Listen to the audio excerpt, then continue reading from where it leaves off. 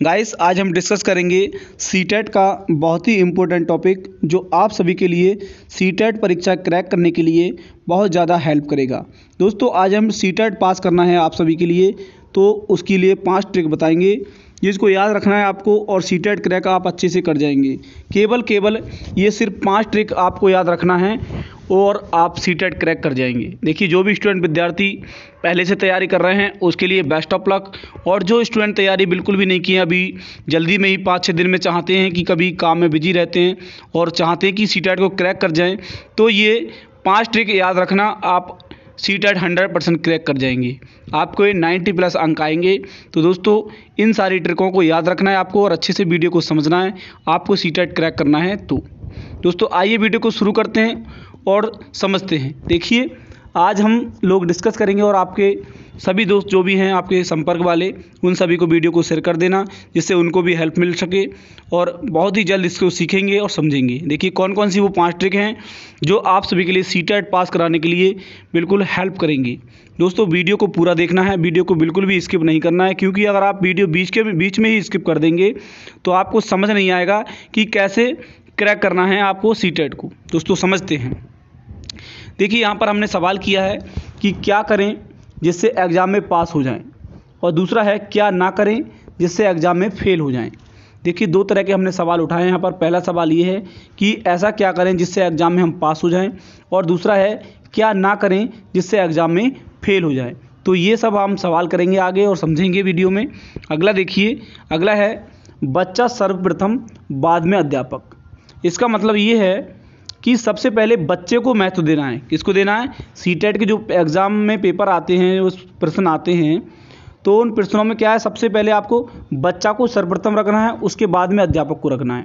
अगर आपने बच्चे को सर्वप्रथम रख लिया तो समझिए कि आप सही आंसर टिक कर रहे हैं, सही आंसर लगा रहे हैं। तो ये बात आपको ध्यान रखना है कि पेडागोजी में जितने भी प्रश्न आएंगे, किसमें?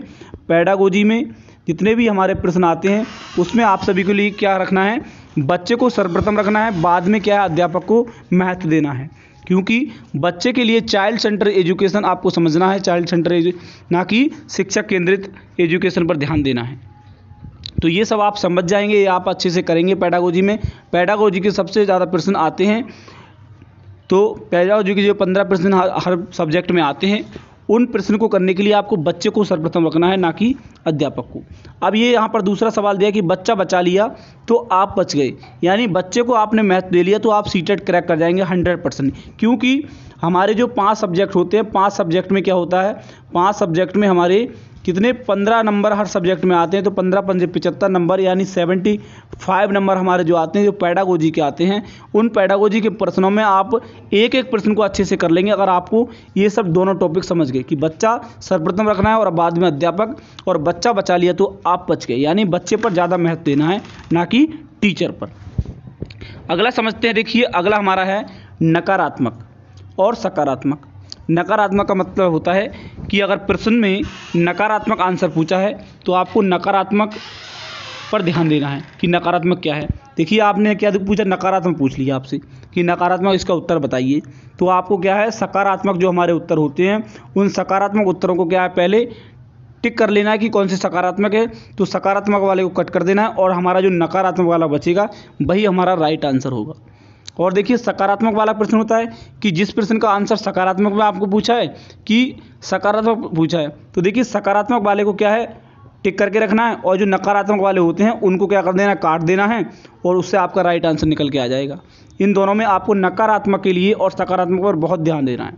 अगर नकारात्मक आपको प्रश्न पूछ रहा है तो सकारात्मक वाला कर दीजिए, और आपको सकारात्मक पूछ रहा है तो नकारात्मक को कट कर दीजिए, तो आपका राइट आंसर निकल के आ जाएगा। इससे ज़्यादा आपको कुछ नहीं करना है। इन दोनों चीज़ों पर आपको ज़्यादा ध्यान देना है, क्योंकि ऐसे प्रश्न नकारात्मक और सकारात्मक वाले प्रश्न बहुत ज़्यादा सीटेट परीक्षा में पूछे जाते हैं। तो इन दोनों टॉपिक पर आपको बहुत ज़्यादा ध्यान देना है। अगर मैं दोबारा बताऊंगा कि अगर नकारात्मक पूछा हो प्रश्न तो राइट आंसर सकारात्मक को क्या है, कट कर देना है और राइट आंसर लगा देना है, और सकारात्मक आंसर पूछा हो तो नकारात्मक वाले प्रश्नों को, यानी जो ऑप्शन होते हैं उनको कट कर देना है और सकारात्मक को चुन लेना है जो बिल्कुल राइट आंसर आपका होगा। इससे ज़्यादा आपको कुछ नहीं करना है। अगला देखिए, अगला हमने टॉपिक लिया है कि पॉजिटिव टैग वर्ड, यानी पॉजिटिव वर्ड क्या होते हैं, पॉजिटिव टैग वर्ड क्या होते हैं सीटेट परीक्षा में, ये सब आप सभी के लिए बहुत ही महत्वपूर्ण है। ये हमारी क्या है, अगली ट्रिक है, इसको समझना है कि अवसर देना, इसका मतलब होता है अवसर देना, कि बच्चे को क्या देना है, अवसर देना है।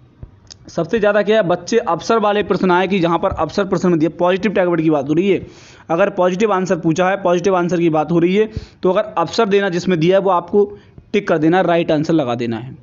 और प्रोत्साहन देना, जहाँ पर प्रोत्साहन की बात आए तो वो प्रोत्साहन वाला आपको राइट आंसर लगाना है, कि प्रोत्साहन अगर बोल रहा है कि प्रोत्साहन देना है उसको, तो राइट आंसर आपको लगा देना है पॉजिटिव वाले प्रश्न में। चर्चा में शामिल करना, देखिए बच्चे को क्या करना है, आपको चर्चा में शामिल करना है, उसको रटाना कुछ भी नहीं है, उसको क्या अपनी चर्चा जो भी बातचीत चल रही है उसमें शामिल रखना, तभी बच्चा अच्छे से सीख पाएगा। और देखिए करके देखना, यानी करके देखने पर या करके सीखने पर बल देना है, और उसको रटाना नहीं है बिल्कुल भी, और सीखने देना है उसको, जो भी सीख रहा है बच्चा, जो भी नई चीज़ के प्रयोग कर रहा है उसको सीखने देना है, उसको रोकना नहीं है। सृजनात्मकता, इस पर ध्यान देना, ये शब्द आपको आ जाए तो पॉजिटिव राइट आंसर लगा देना। प्रेरित करना है, बच्चों को क्या करना है, प्रेरित करना है, उसको अग्रसर करना है उसको सीखने के लिए, ना कि उसको पीछे हटाना है, उसको प्रेरित करते रहना है, उसको गाइडेंस देते रहना है, और उसको आगे बढ़ने के लिए बोलते रहना है, उसको पीछे नहीं हटने देना है। और देखिए मातृभाषा को स्वीकार करना है, ऐसा प्रश्न आपको क्या है, पॉजिटिव टैग वर्ड में पॉजिटिव आंसर वाला जो प्रश्न पूछेगा उसमें मातृभाषा को स्वीकार करना है, जहाँ पर भी आ जाए कि मातृभाषा स्वीकार करनी, चाहे किसी भी भाषा का बच्चा हो, किसी भी लैंग्वेज का, किसी भी स्टेट का बच्चा हो, कोई भी उसकी बोली हो, तो उसको आपको स्वीकार करना है, क्योंकि मातृभाषा बच्चा बोलेगा तो उसको उसकी मातृभाषा में ही समझाना है, ना कि अलग भाषा में। जैसे बच्चा अगर हिंदी भाषा का है तो आपको हिंदी में ही उसको पढ़ाना है, समझाना है, उसको ये नहीं कि इंग्लिश में बोलने लगी, उससे बोले कि तू इंग्लिश वाले के साथ रहता है तो इंग्लिश वाला सीख। देखिए बच्चा चाहे अंग्रेजी का हो तो अंग्रेजी में, और हिंदी का हो तो हिंदी में, मातृभाषा को उसको स्वीकारना है, जो भी बोलता है वो उसको ध्यान देना है। ऐसा नहीं कि वो अपनी गाँव की भाषा बोल रहा है, अपनी मातृभाषा बोल रहा है तो आप बोलेंगे आप अंग्रेजी में बात करो, ऐसा नहीं करना है। कारण का पता लगाना है, बच्चे का कारण का पता लगाना कि वो क्या चाहता है, उस कारण का पता लगाना है आपको। और देखिए गतिविधि अर्थपूर्ण अधिगम, यानी उसको गतिविधि देते रहना है, गतिशील रखना है उसको, और उसको अर्थ बार बार समझाते हैं, उसका महत्व समझाते रहना है। ऐसा नहीं है कि उसको सिखाना ही नहीं है, बिल्कुल ऐसा नहीं करना है। ये सब आपको positive tag word positive answer में देखने को मिलेंगे। ये आपको राइट आंसर लगाना है, क्या लगाना है, ऐसे अगर ऑप्शन आपको मिले तो वो राइट आंसर लगाना है पॉजिटिव वाले प्रश्न में। किसमें, पॉजिटिव वाले प्रश्न, जिसमें पॉजिटिव प्रश्न पूछा हो, पॉजिटिव आंसर पूछा हो, उनमें ये क्या करना है, आपको राइट आंसर लगाना है, ऐसे टैग वर्ड आपको देखने को मिले तो। अगला समझेंगे, अगला देखिए भावपूर्ण, भावपूर्ण रखना है, चित्र को दिखाना है, क्या है, चित्र को दिखा के उनको समझाना है। भ्रमण करना है, यानी घुमाना है, उनको वॉकिंग कराना है, जहाँ तहाँ उसको घुमाकर बाग में या बागान में या फैक्ट्रियों में उनको भ्रमण कराना है, वातावरण में घुमाना है, जिससे वो आप अच्छे से सीख सकें। और देखिए यहाँ पर अगला ऑप्शन हमारा है विभिन्न गतिविधियों में शामिल, उसको क्या तरह तरह की गतिविधियों में शामिल करना है, तरह तरह की गतिविधियों में, उनको एक गति में नहीं रखना है, एक गति में रखना है, उसको तरह तरह की चीज़ों में शामिल करना है। जो भी वो काम कर रहा है, तरह तरह के काम, अलग अलग तरीके के काम में शामिल रखना है बच्चे को।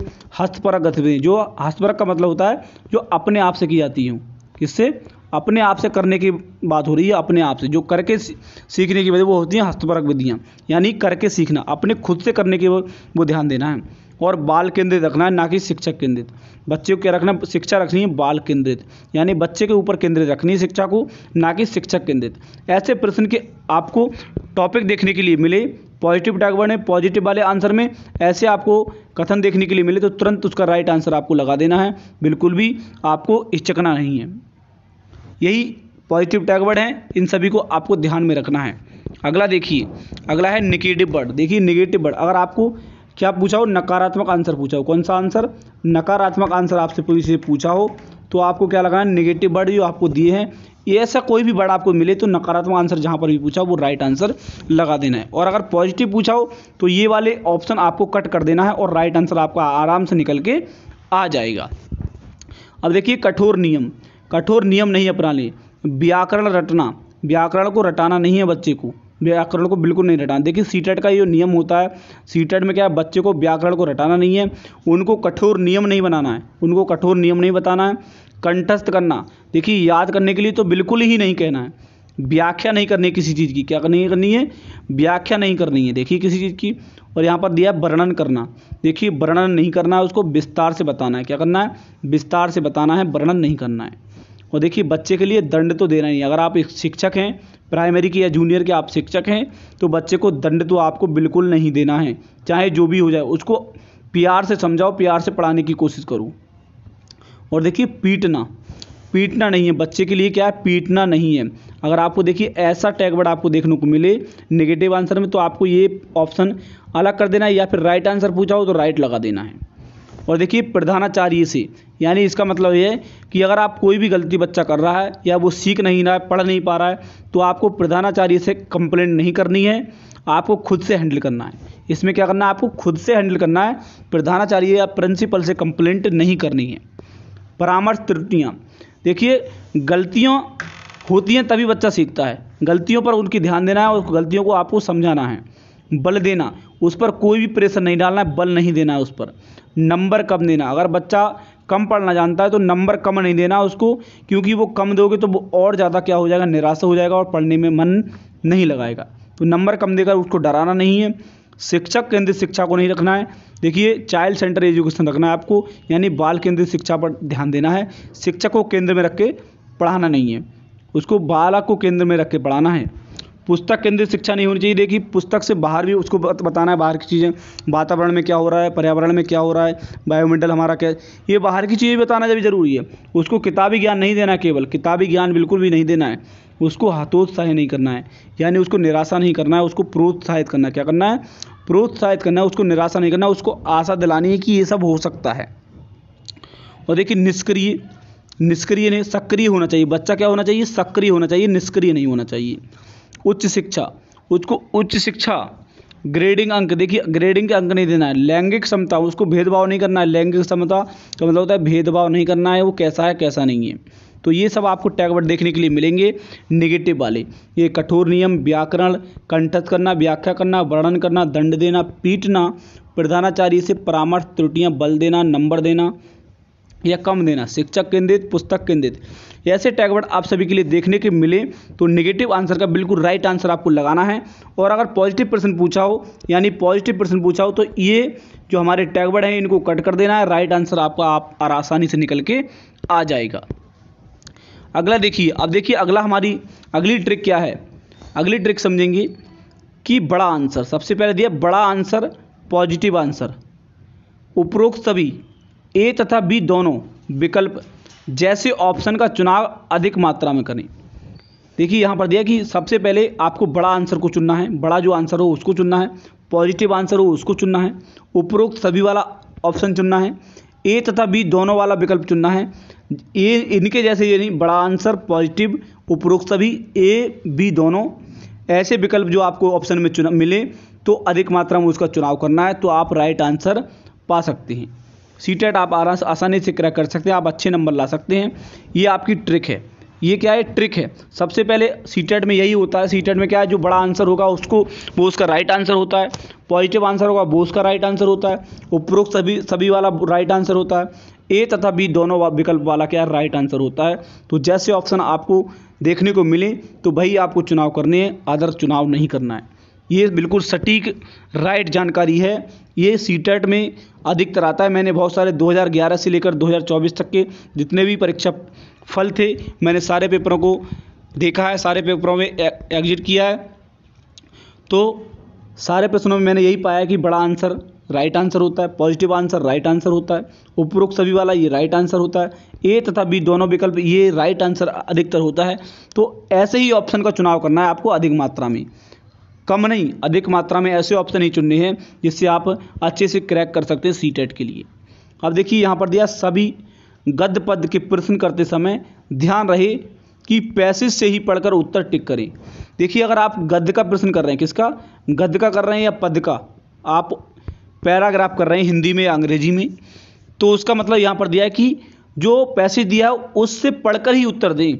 अपने लिए अपनी तरफ से कोई उत्तर नहीं देना है, जो पैसेज में दिया हो उससे ही आपको राइट आंसर लगाना है। ये आपको बहुत ज़्यादा ध्यान रखना है कि गद्य पद में जो भी प्रश्न अंग्रेजी हो, चाहे वो इंग्लिश हो, चाहे आपकी हिंदी हो, चाहे इंग्लिश हो चाहे हिंदी हो, दोनों में अगर आप पैसेज कर रहे हैं तो आपको पैसेज करते समय ध्यान रखना है कि पैसेज से पढ़कर ही उत्तर टिक करें, अन्यथा अपनी मर्जी से कोई उत्तर ना लगाएं। तो ये आपको देखिए 15 नंबर का पैसेज आता है, 100 गद्य में 115 में, यानी 30 नंबर आपके हैं। 30 नंबर को आपको अंग्रेजी और हिंदी में अच्छे से लेना है, अपनी जो भी भाषा हो, अंग्रेजी हिंदी के अलावा जो भी आपकी लैंग्वेज हो, उसमें पैसेज से आपको जो प्रश्न करने हैं वो पैसेज से ही उत्तर देने हैं, उसके अपनी तरफ से उत्तर नहीं देना है, नहीं तो आपको 30 नंबर गलत हो जाएंगे। तो ये आपको बहुत ज़्यादा ध्यान देने वाली बात है। और बड़ा आंसर चुनना है, आपको पॉजिटिव आंसर चुनना है, उपरोक्त सभी वाला ज़्यादा चुनना है, ए तथा बी वाला ज़्यादा चुनना है। ऐसे ऑप्शन आपको, ऐसे आंसर आपको लगाने हैं तो आप सीटेट अच्छे से क्रैक कर जाएंगे। अगली देखिए, अगली ट्रिक क्या है। अगली हमारे इंपॉर्टेंट टॉपिक है। क्या है इंपॉर्टेंट टॉपिक, जो भी स्टूडेंट विद्यार्थी ने बिल्कुल भी तैयारी नहीं की है, बिल्कुल भी तैयारी नहीं की है और जो तैयारी कर रहे हैं उनके लिए भी है कि ये टॉपिक जो दिए हैं उनमें आपको बहुत ज़्यादा अंक देखने को मिलेंगे। 15+ हर सब्जेक्ट में आप अंक ले सकते हैं, क्योंकि ये टॉपिक हर सब्जेक्ट में मायने रखते हैं।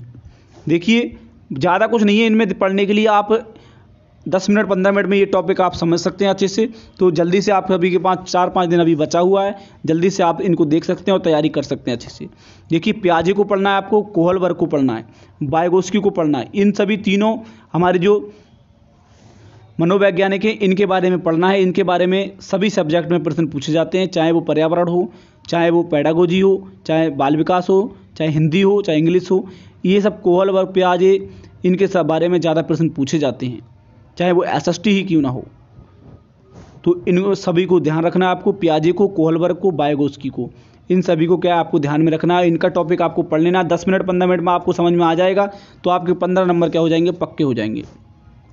NCF 2005 से बहुत सारे प्रश्न आते हैं, NCF 2005 हर बार पूछा जाता है, तो ये आपको याद रखना है या जल्दी से तैयारी कर लेना है। 10 मिनट लगेगा आपको समझने में।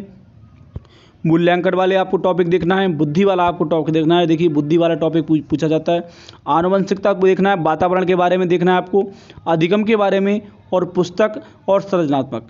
ये हमारे 5 यानी 6 टॉपिक हैं। कितने टॉपिक हैं, 6 टॉपिक हैं, और 6 टॉपिक आपके 15-15 नंबर लेके आएंगे।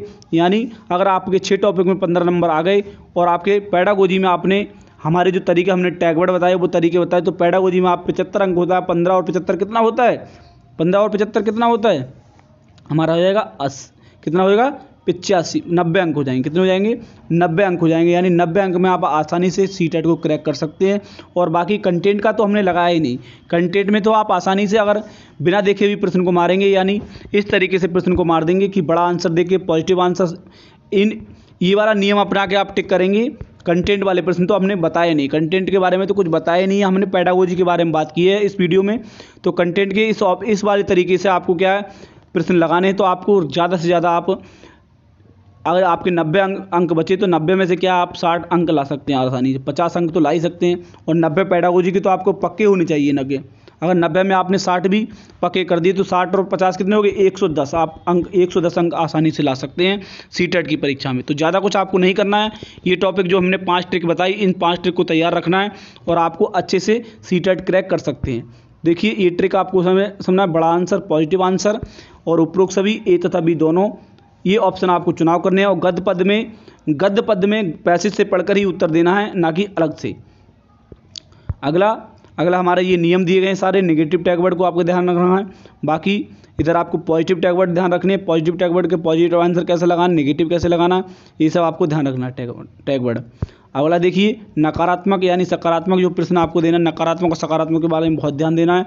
अगर नकारात्मक पूछा हो तो नकारात्मक आंसर देना है, और सकारात्मक पूछा हो तो सकारात्मक आंसर देना है। तो दोस्तों उम्मीद करता हूँ वीडियो आप सभी के लिए समझ आया होगा। और देखिए आप सभी के लिए बहुत ज़्यादा समझ आया होगा। वीडियो आप सभी के अच्छा लगा हो तो वीडियो को लाइक कर दें, चैनल पर पहली बार आए हो तो चैनल को सब्सक्राइब कर दें, और देखिए सभी दोस्तों के लिए शेयर कर दें, जिससे आप सभी के लिए उन सभी के लिए हेल्प मिल सके। दोस्तों हमने बहुत सारे SST के वीडियोज़ भी बना रखे हैं, उन सभी की प्लेलिस्ट का लिंक इस वीडियो के डिस्क्रिप्शन में मिल जाएगा, उसको जाकर जरूर देखें और 4-5 दिन में अच्छे से तैयारी कर लें। दोस्तों thank you, best of luck.